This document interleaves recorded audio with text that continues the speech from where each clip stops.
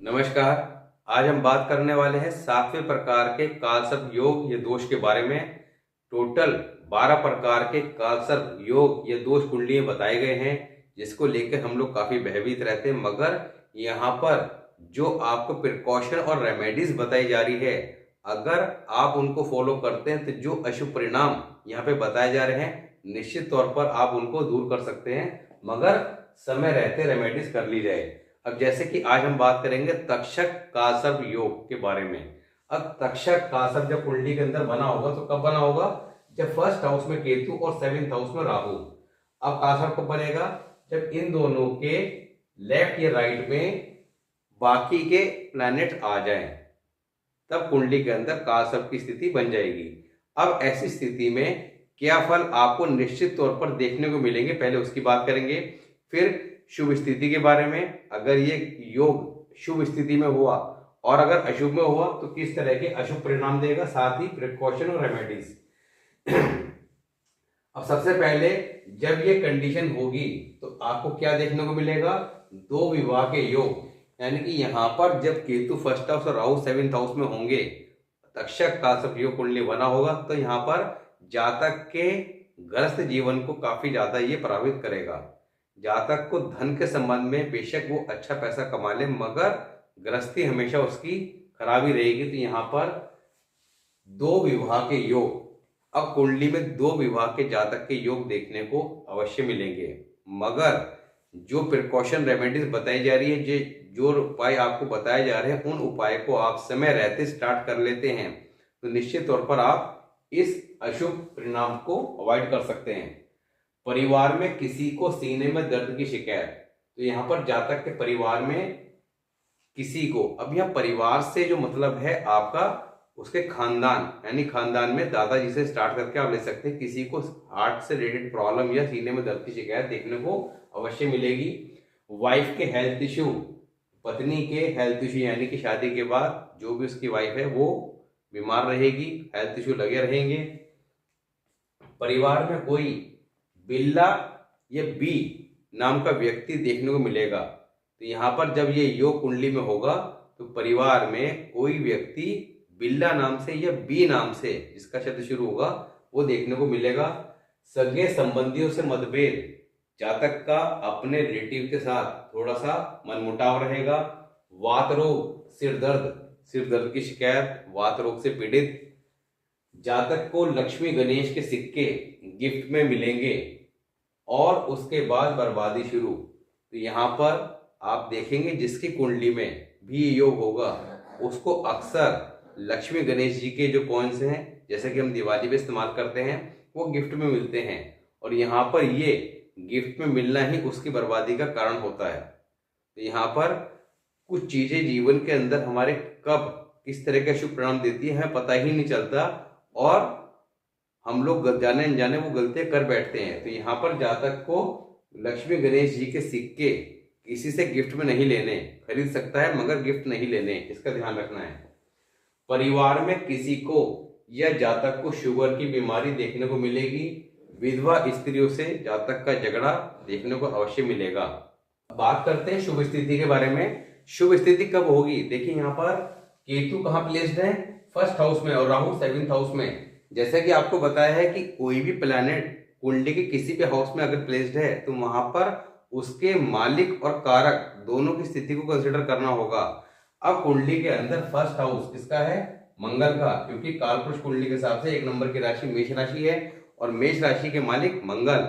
अब यहाँ पर कुंडली के अंदर मंगल अगर शुभ स्थिति में हुए, यानी कुंडली में अगर मंगल बद की कंडीशन अप्लाई नहीं हुई, तो यहाँ पर अगर ये योग आपकी कुंडली में बना हुआ है तब सबसे पहले आपने किसे चेक करना है? मंगल को। मंगल की स्थिति ये तय करेगी कि ये योग आपको शुभ फल देगा या अशुभ फल देगा, जो अभी बताए जाएंगे। तो मंगल बद के ऊपर वीडियो बना रखा है, क्योंकि मंगल कुंडली में देखने में कैसा भी हो, अपनी राशि में बैठा हुआ हो, उच्च की राशि में हो या मित्र राशि में हो या किसी भी अच्छे हाउस में बैठा हुआ हो, मगर अगर मंगल कुंडली के अंदर अशुभ स्थिति में हुआ, यानी कि मंगल बद अप्लाई हुआ, क्योंकि मंगल बद कुंडली के अंदर कई प्लैनेट के कॉम्बिनेशन से, जैसे बुध केतु एक साथ हों या सूर्य शनि एक साथ हों, सूर्य शुक्र एक साथ हों, तो ऐसे बहुत सारी कंडीशन हैं जो मंगल बद की वीडियो में बताई गई है। वहां पर जाकर आपने ये सबसे पहले चेक करना है कुंडली के अंदर मंगल कैसी स्थिति में है। अब अगर मंगल कुंडली के अंदर शुभ स्थिति में है तो ठीक है, अगर मंगल अशुभ स्थिति में है तो जो अशुभ लक्षण बताए जाएंगे वो आपको अवश्य देखने को मिलेंगे। तो सबसे पहले मंगल को चेक कर लेना है। मंगल अगर गलती से अशुभ स्थिति में है तो आपने समय रहते सबसे पहले मंगल को ठीक कर लेना है, जो रेमेडी वहां पे बताई गई है। अब यहाँ पर कुंडली में अगर मंगल शुभ हुआ तब, क्योंकि राहु क्या है हाथी, मंगल क्या है महावत, साथ ही राहु कहां प्लेस्ड है 7th हाउस में। 7th हाउस किसका है, यानी कि 7th हाउस 7 नंबर की राशि शुक्र, शुक्र मालिक हुए और कारक इस घर के क्या है बुध। तो कुंडली के अंदर जब राहु का टॉपिक कराया था तब आपको बताया था कि जैसा बुध वैसा राहु, जैसा बृहस्पति वैसा केतु। तो कुंडली के अंदर राहु को कंट्रोल करने के लिए कुंडली के अंदर बुध ठीक होना जरूरी है और साथ ही मंगल, ये दोनों प्लैनेट अगर ठीक है तो राहु कुंडली में कहीं भी प्लेस्ड हो अब अशुभ फल नहीं देगा जब तक राहु को खुद ही खराब ना किया जाए। तो ये राहु के टॉपिक में हमने विस्तार से बात करी थी कि राहु को हम कई बार खुद कैसे खराब कर लेते हैं, जैसे कि घर में किसी प्रकार की कंस्ट्रक्शन छिड़वा के।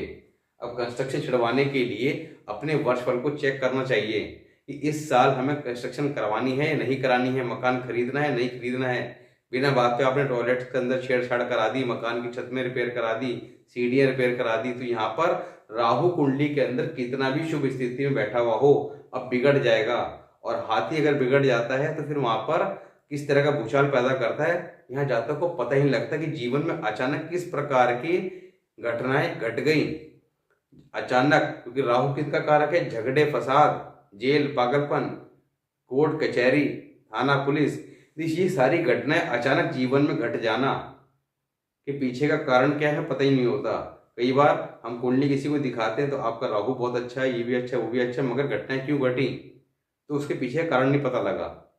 तो यहाँ पर राहु अंडरस्टैंड के नाम से वीडियो है, वहां पर काफी डिटेल में राहु के बारे में चर्चा की गई है। तो राहु को हमेशा ठीक रखना चाहिए, इसलिए राहु वाले वीडियो को हमने शनि, राहु, केतु और मंगल इनके ऊपर सेपरेट अलग से वीडियो इसलिए बना रखा है जिससे आप डीपली इन चीजों को समझ जाएं, इन प्लैनेट्स को समझ जाएं और उनकी प्रॉपर टाइम से रेमेडी करके। क्योंकि जरूरी नहीं है जब समय अच्छा हो तब आप सब कुछ भूल जाएं, मगर यहाँ पर अपनी कुंडली को चेक करके टाइम रहते कुछ रेमेडीज हमेशा फॉलो करती रहनी चाहिए, जिससे आपकी कुंडली के अंदर कोई प्लैनेट अगर शुभ स्थिति में या अशुभ स्थिति में है तो वो कंट्रोल में रहे और शुभ फल देता रहे। अब यहाँ पर अगर ये कुंडली के अंदर मंगल और बुध अच्छी कंडीशन में हुए तब जातक अमीर होगा परंतु पत्नी पीड़ित रहेगी, यानी कि पत्नी के हेल्थ इश्यू फिर भी देखने को मिलेंगे मगर जातक अमीर अवश्य होगा।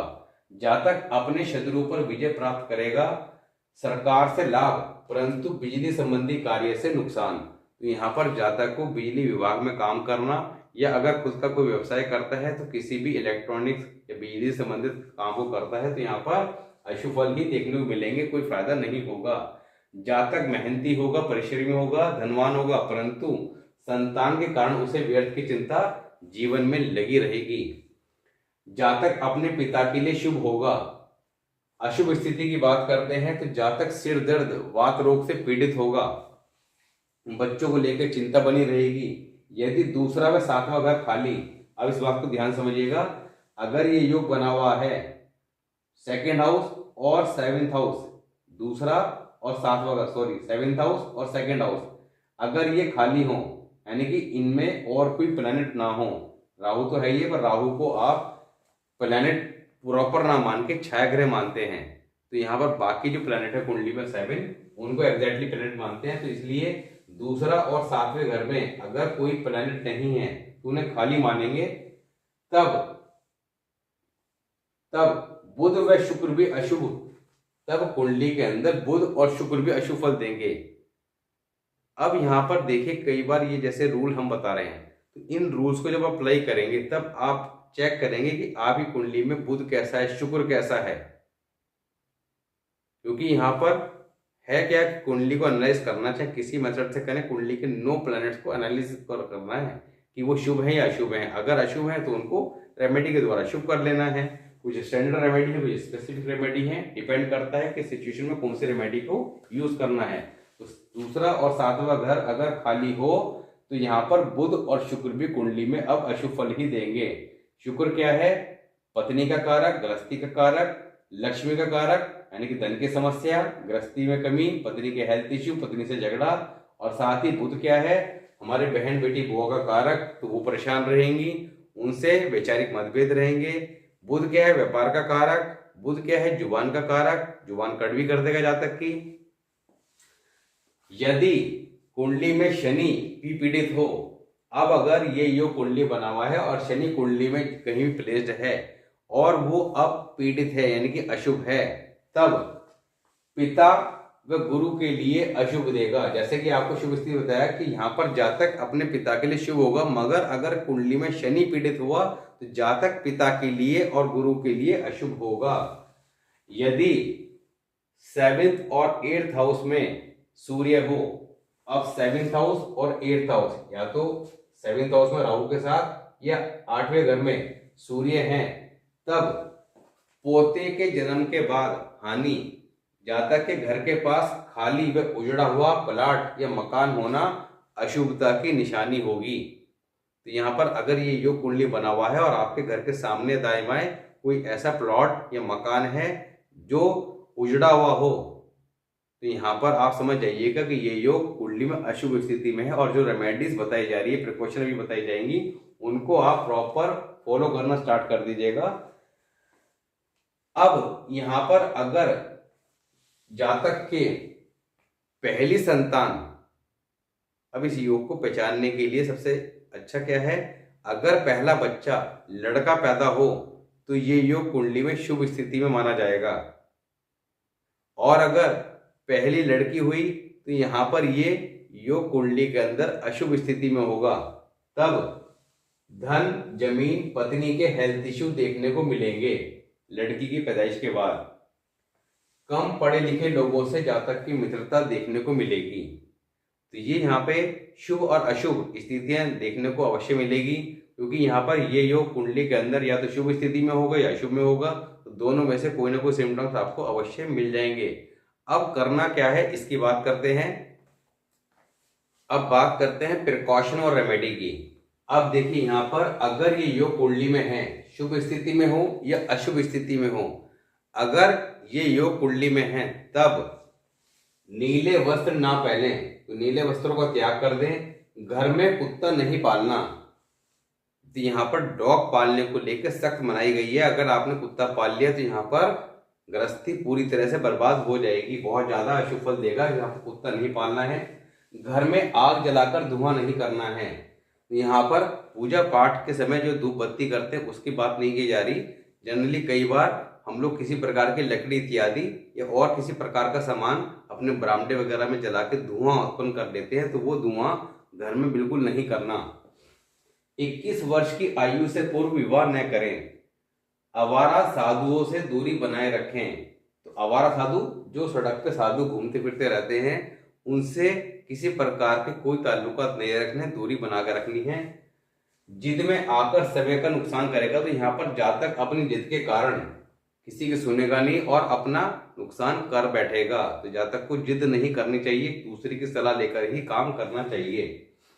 बंद गली या अंतिम छोर वाले घर में न रहें। तो यहाँ पर जब ये योग कुंडली में हो, या हर एक व्यक्ति के लिए एडवाइस है कि बंद गली के आखिर का, यानी कि जब गली आखिर में बंद होती है तो सबसे लास्ट का मकान या 2 साइड वाला मकान जो कॉर्नर का मकान होता है, इस तरह के मकान में रहना अशुभ फल ही देता है। तो कभी भी इस तरह के मकान का चुनाव नहीं करना चाहिए। घर में किसी प्रकार का तोता, बकरी या किसी प्रकार का पक्षी न पालें।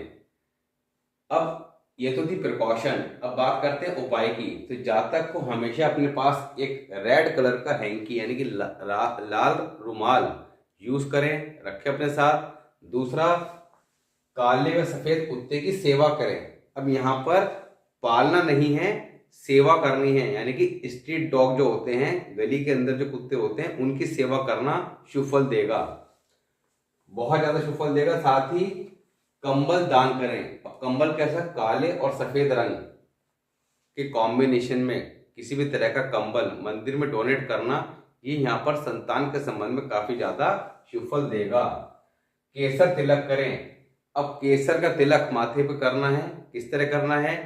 केसर का तिलक माथे पर, दोनों कानों पर, अपने कंठी का जो निशान होता है गले पर, वहां पर, नाभि पर, फिर पानी से हाथ को धो के फिर अपनी जीभा पर। ये नियम कम से कम 43 डेज अवश्य करें और उसके बाद भी कंटिन्यू करते रहें तो काफी ज्यादा शुभ फल देगा। अगर आपकी शादी नहीं हुई है तो यहाँ पर जातक को चाहिए कि शादी, आपने ये योग देख लिया कुंडली में और शादी नहीं हुई है तो इसका ध्यान रखें कि शादी के वक्त जो कन्या है वो अपने पिता से 50 से 70 ग्राम के लगभग वेट की एक चांदी की ईंट लेकर आए और उस ईंट को हमेशा संभाल के रखना है, कभी भी खर्च नहीं करना है, यानी कि बेचना नहीं है।